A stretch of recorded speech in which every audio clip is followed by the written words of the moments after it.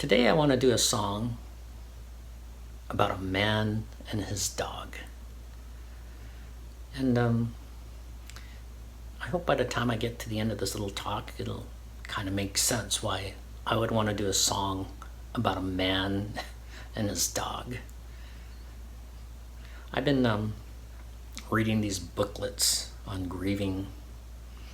They're called Journeying Through Grief. The author's name is Kenneth Hogg. And they've been really helpful for me. They're really pretty good, very insightful. I'm sure I'll be referring to them more down the road. But in one of his booklets, I think it's number 3, he shares a conversation that he had with a colleague, a friend of his. And his friend asked him, "What do you think is the worst kind of grief?" And he thought about it and offered up various answers to the question, none of which were the ones that his friend was looking for. So his friend finally said, your own grief. Your own grief is the worst kind of grief. Your own pain is the worst kind of pain. I think he was right. I think in that same booklet, he goes on to say that, grieving is universal. It affects all people groups. It affects all levels of society. It goes across all cultures. But at the same time, he says, grieving is completely unique to each individual. Universal, yet completely unique. What prompted me to think of this song that I want to do today was a couple of weeks ago, my good friend called me up and he said, I'm going to have to put my 2 dogs down today. They're great dogs, 2 big, loving Labrador retrievers. They grew up with the family. They were part of the family. And so the next day he texted me and he said, this is hard. It comes in waves. I can kind of identify what he was experiencing. So all this reminds me of a story in 2 Samuel about King David. And Nathan the prophet is about to call him out for his sin with Bathsheba and then murdering her husband. So Nathan tells a story about a very wealthy man and a very poor man who lived in the same town. And the wealthy man had a traveler come to his house. And as was the custom in that time, the wealthy man was going to prepare a meal for this traveler. But he didn't want to spare of his own flock to prepare this meal. But instead, he took the only ewe lamb that this poor man had. And Nathan describes the relationship that this ewe lamb and the family had. And he said, this ewe lamb grew up with the family. The children played with it. And this ewe lamb ate of his food and drank from his cup. and he would hold this ewe lamb in his bosom. But it's the next verse that really caught my attention. It says that this ewe lamb was like a daughter to this poor man. Like a daughter. Everyone's grief is completely unique to each individual. So the story goes on to say that King David's anger was greatly aroused. And he says, as surely as God lives, this man is going to die for what he did, and because he had no pity. You know how the rest of that story goes. But that last verse is pretty pivotal for me. That David said this man is going to die because he had no pity. There's one thing to say, because of this thing he did, taking the ewe lamb and preparing a meal for this traveler. But I think it's because David said, because this man had no pity, no compassion, his act was very callous, right? I think back on my own life, and I don't think I would use that hard a term on myself.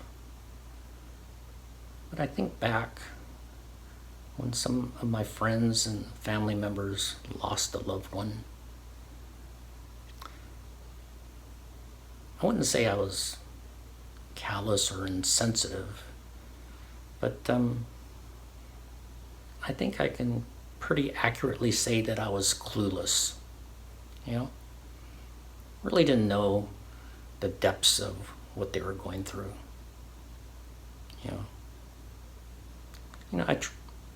I would, to the best of my ability and with all sincerity and genuineness, I would, be compassionate and empathetic and, try to be there for them. But I really didn't know the depth of what they were going through. And then my wife passed away.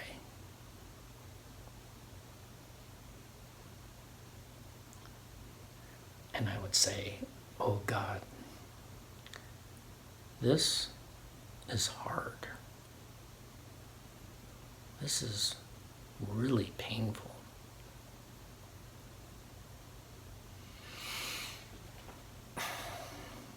I still can't say that I understand another person's pain, because grieving truly is unique to each individual. But I can say that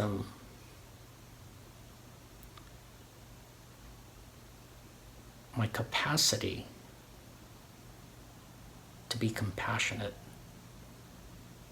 has been enlarged by my experience. There's a verse in the Bible that I could never really get my head around, maybe because I didn't want to get my head around it, one of those kind of verses.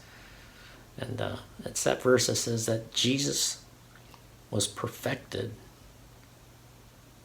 by the things which he suffered. I think I understand that a little better now. It's the things that we suffer that allows us to go out and comfort others with the same comfort that we've been comforted with. God doesn't take away our pain. He actually shares it. He shares our pain and our sorrow and our loss through people. People who come up to you and give you a hug, say a kind word, maybe just hang out with you. He shares our pain. So today I want to do this song. It's another old James Taylor song. Hello, old friend. It's about a man and his dog. It's about him and his dog. And I hope this song encourages you today to love well. If you know someone who's going through a loss, I hope the song encourages you to love well today, to reach out, to the best of your ability. Be compassionate and loving. Just be there for them. So this is Hello, Old Friend by James Taylor.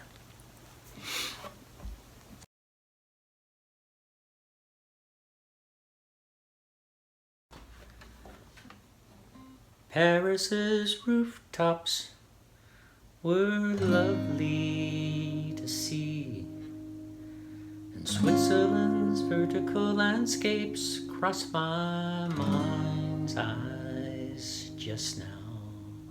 And Canada's shoreline has been calling out for me, but it's been too long a time since last I crossed that vast Nantucket Sound.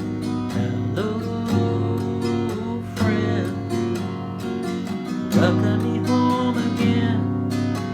I know I've been away, but that's all over now.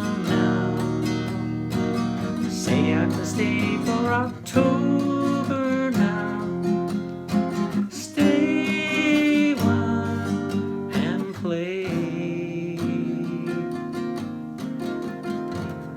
Little dog David, I must look like a fool.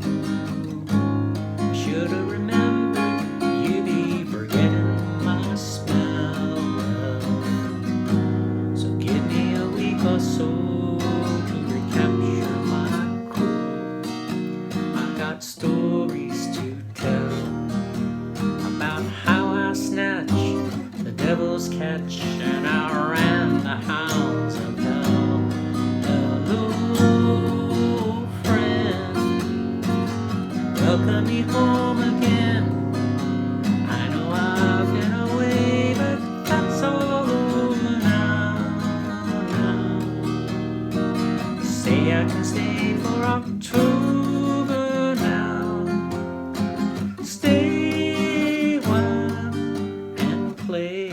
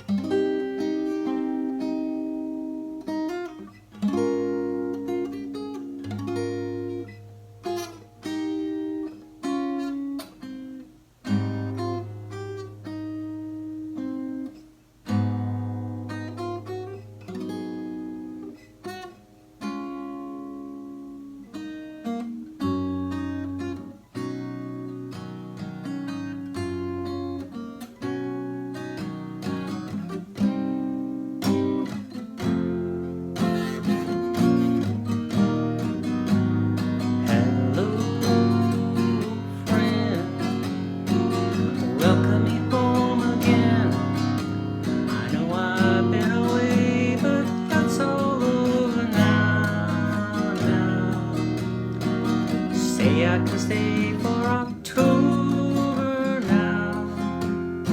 Stay a while and play.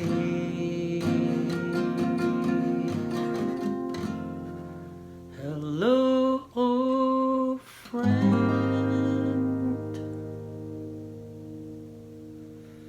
I hope today's little talk and this song encourages you to love well today. Until next time.